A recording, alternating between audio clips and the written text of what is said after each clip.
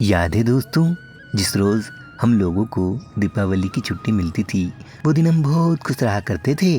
और जब छुट्टी होती थी तो हम दौड़ कर घर आया करते थे और उसी दिन से हमारी दीपावली शुरू हो जाती थी। और जब दीपावली पास में आ जाती थी तब हम सभी मम्मी के साथ मिट्टी लेने जाया करते थे और साइकिल और सर पर रख कर मिट्टी लाते थे, क्योंकि उस समय कच्चे मकान व आंगन हुआ करते थे। घर की लिपापोती करने से पहले घर के सारे सामान को एक जगह इकट्ठा कर लिया जाता था और उस इकट्ठे किए गए सामान में बहुत कुछ सामान ढूंढा करते थे। और उस दिन घर की सारी महिलाएं, माँ और दीदी लोग दिन भर घर की लिपापोती करती थी और घर की दीवारों की सफ़ेद खड़िया से पुताई की जाती थी।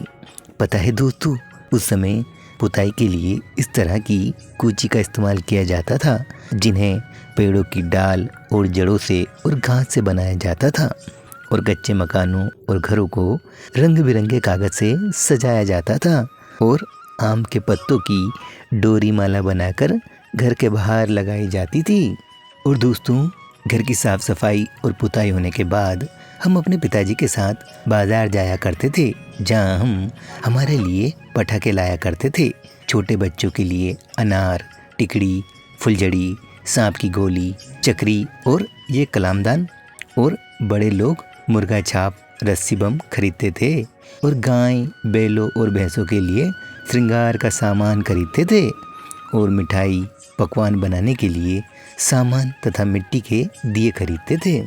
और कुछ लोग बाजार से हीरो हीरोइनों के फ़ोटो तथा लक्ष्मी जी की छाप खरीदते थे और बाजार से इस तरह की बंदूक जरूर खरीदते थे, जिसे खरीदने के बाद हम मन ही मन खुश हो जाते थे। बाजार से सारा सामान खरीदने के बाद माँ बाबा तरह तरह की मिठाइयाँ बनाने में लग जाया करते थे। चूल्हे की आंच पर दूध को ओटाया जाता था, फिर गुलाब जामुन, मिठाई, नमकीन बनाए जाते थे और हम रसोई घर में इन सभी चीज़ों को बनते हुए देखा करते थे। और बहुत इंतज़ार के बाद हमें धीरे से मिठाई खाने को मिल ही जाती थी। रोज़ शाम को घर के बाहर दिए लगाए जाते थे। धनतेरस के दिन लक्ष्मी जी की पूजा की जाती थी, जिसके लिए हम बाजार से झाड़ू और लक्ष्मी जी की छाप खरीद कर लाते थे। और हमारी दीदी माँ रोज़ रंग बिरंगी रंगोली बनाया करती थी।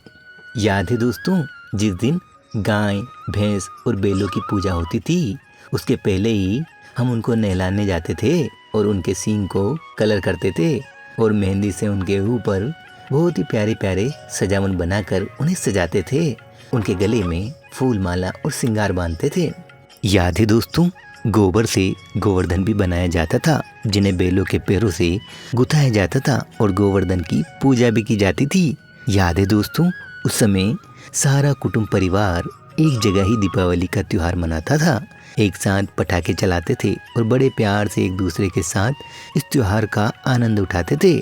याद है दोस्तों, हम पटाखों को कई तरह के बर्तनों में रखकर जलाते थे, कभी भगोनी, गिलास तो कभी गोबर में रखकर फोड़ देते थे।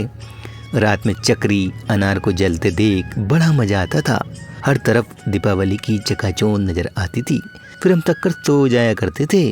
सुबह उठकर उन जले हुए पटाखों के बीच बहुत सारे बिना जले हुए पटाखों को ढूंढा करते थे। दीपावली के जाने के बाद कुछ दिनों तक दीपावली की याद मन में बस जाती थी और खुशी के साथ साथ एक प्यारी सी याद भी दे जाती थी। आज भी हम दीपावली मनाते हैं, पर वो बचपन वाली दीपावली जब भी याद आती है एक अलग सा सुकून दे जाती है।